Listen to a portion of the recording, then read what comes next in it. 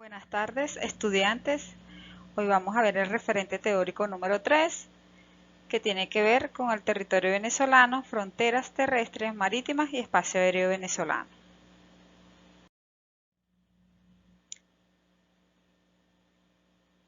Venezuela, nombre oficial, República Bolivariana de Venezuela.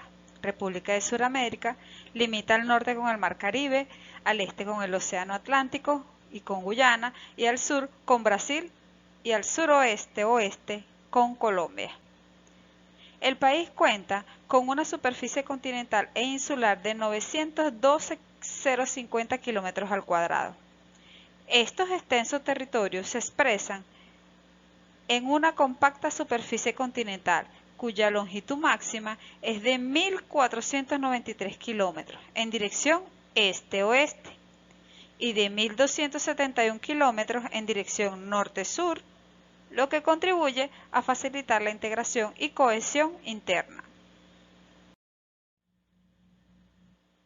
Cuenta con una amplia línea de costas que alcanza en el Mar Caribe los 2.183 kilómetros de longitud desde Castillete al promontorio de Paria, es decir, la península de Paria.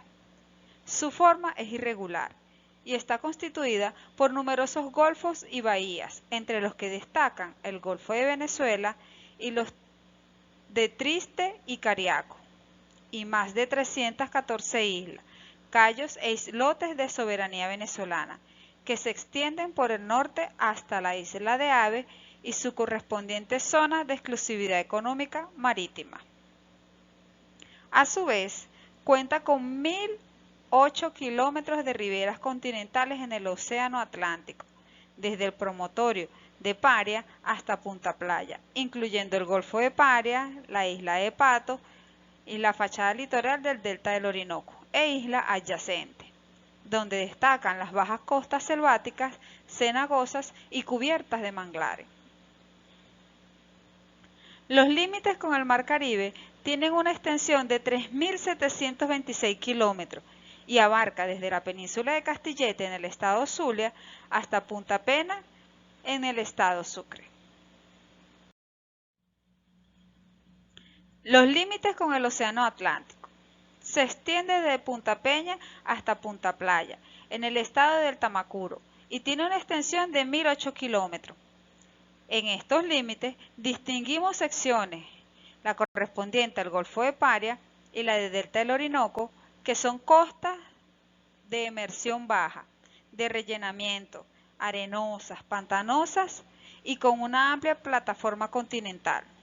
Con respecto a estos límites, los ministros de Relaciones Exteriores de Venezuela y de Trinidad y Tobago firmaron el 4 de agosto de 1989 un acuerdo sobre delimitación de las áreas marinas y submarinas, que en su primera fase se describen las líneas geodésicas que constituyen las líneas de delimitación con respecto a las áreas marinas y submarinas del Caribe, el Golfo de Paria y la Boca de Serpiente, la zona del Atlántico inmediatamente adyacente a la costa de ambas repúblicas.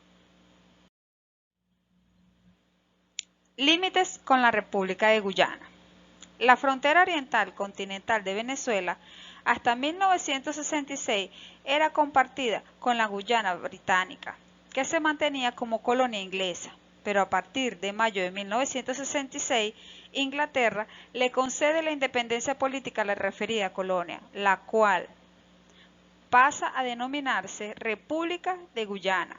En consecuencia, se cambian también los nombres al referirnos al problema, es decir, antes de 1966 decíamos límites con la Guayana inglesa y a partir de ese año decimos límites con la República de Guyana.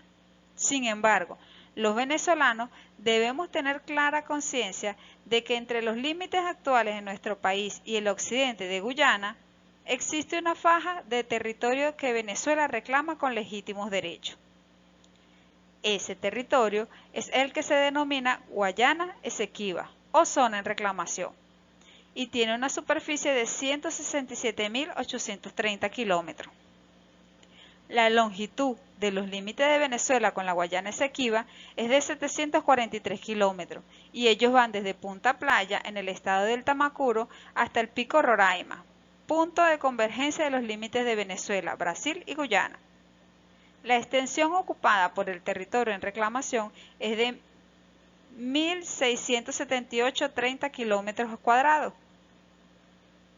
Inglaterra se adueñó de ese territorio a través del laudo de 1899. Posteriormente, la República de Guyana heredó esa superficie que todavía Venezuela reclama.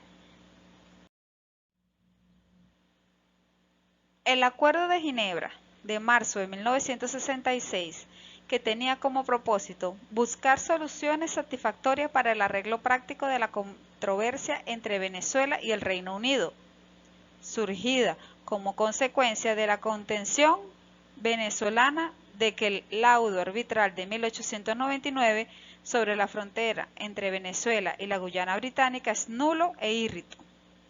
Establecía que se designara una comisión mixta que debía actuar durante 4 años y presentar informe a ambos gobiernos cada 6 meses. Si al cabo de los 4 años no se llegaba a una solución satisfactoria del problema, este debía resolverse por los medios pacíficos previstos en la Carta de las Naciones Unidas. El problema se complicó, porque en mayo de 1966 Inglaterra le concede la independencia política a la Guayana Británica, la cual pasa a constituir la República de Guyana. La nueva República de Guyana trató de evadir las negociaciones y de obstaculizar las gestiones, según lo establecido en el Acuerdo de Ginebra, y Venezuela se consideró que el momento no era propicio para la aplicación del mismo. Con este criterio, se negoció y suscribió con Guyana el denominado Protocolo de Puerto España en junio de 1970, mediante el cual se congelaban las negociaciones por un lapso de 12 años. En diciembre de 1981, el gobierno de Venezuela anunció al gobierno de Guyana su decisión de no seguir aplicando el Protocolo de Puerto España, el cual cumplía los 12 años el 18 de junio de 1982. En consecuencia, la controversia vuelve a regirse por el Acuerdo de Ginebra y por los medios de solución pacífica de la Carta de las Naciones Unidas. Los gobiernos de ambos países buscan la solución del problema y han anunciado, sin precisar la información, que la controversia está próxima a resolverse. Los límites con la República de Brasil. Los límites entre Venezuela y la República de Brasil tienen una longitud aproximada de 2.000 kilómetros y quedaron fijados mediante tratado firmado por ambos países el 5 de mayo de 1859. Desde el siglo XVIII, las autoridades coloniales mostraron interés por la demarcación limítrofe entre Venezuela y Brasil, cuyo problema comenzó a discutirse por los gobiernos de España y de Portugal en 1750.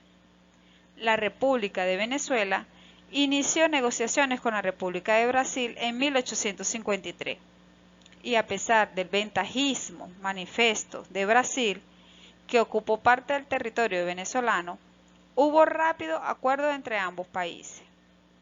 Ello fue facilitado por la presencia de elementos naturales en la referida frontera, es decir, estuvo de acuerdo en tomar como línea limítrofe la divisora de agua existente entre las cuencas hidrográficas de los ríos Orinoco y Amazonas. Con base al criterio anterior, el territorio bañado por los ríos que nacen en la región y desembocan en el Orinoco pertenecen a Venezuela, y el territorio bañado por los ríos que nacen en la región y desembocan en el Amazonas pertenecen a Brasil. A partir de enero de 1991, se ha agravado un problema humano en la frontera con Brasil, constituido por la invasión de mineros a nuestro territorio, a los cuales se denominan garimpeiro, y esto es un problema grave por las siguientes razones.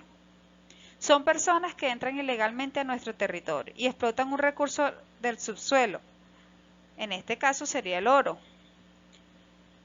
Contaminan con mercurio las corrientes de agua dulce, destruyen la vegetación y los suelos, le contagian nuevas enfermedades a los indígenas de la región. Las negociaciones fronterizas entre Venezuela y Colombia se inician inmediatamente después de haberse consumado la desintegración de la Gran Colombia. Su proceso histórico va desde el año 1833 hasta el año 1941, llevando a cabo un tratado de amistad, alianza, comercio, límites y navegación, convenio al que llegaron en 1833 los diplomáticos Lino de Pombo por Colombia y Santos Michelena por Venezuela. El Congreso colombiano lo aceptó en 1835, el venezolano lo rechazó definitivamente en 1840, aduciendo la pérdida de importantes áreas en la península de La Guajira, el estado Zulia y en el Táchira. En 1881, los dos países deciden recurrir al arbitraje del rey de España. La reina María Cristina, en 1891, dicta un laudo arbitral que resultó más favorable a Venezuela que el Tratado Pombo-Michelena. El mismo no fue aceptado. En 1916 se somete a la demarcación de los límites del Consejo Federal Suizo. Este dicta sentencia en 1922, pero a raíz de las contradicciones existentes entre la realidad geográfica y la letra del fallo arbitral, se suspenden las labores de demarcación a partir de 1932. Todas estas discrepancias fueron dirigidas definitivamente mediante el Tratado de Límites entre Colombia y Venezuela, firmado el 5 de abril de 1941. La fijación de los límites entre Venezuela y Colombia originó variados problemas que pueden ser clasificados en tres grupos: los problemas físicos, los económicos y los humanos. Los problemas de orden físico.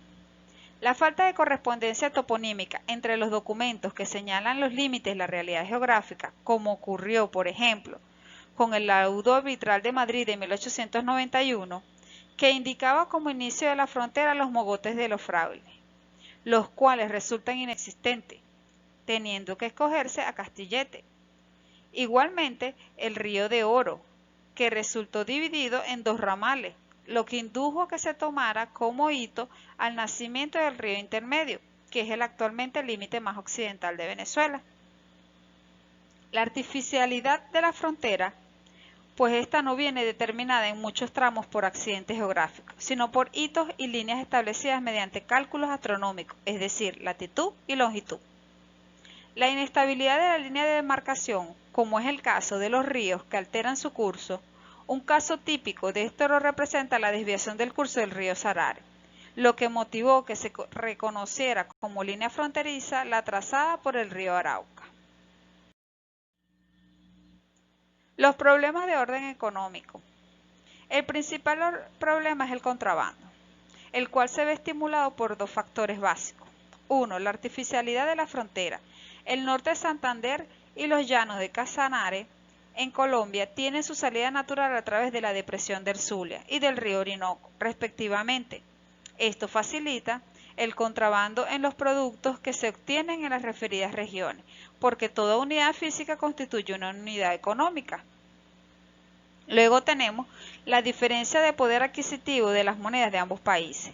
La moneda venezolana posee menor valor que la colombiana y en consecuencia el contrabando se realiza desde Colombia hacia Venezuela.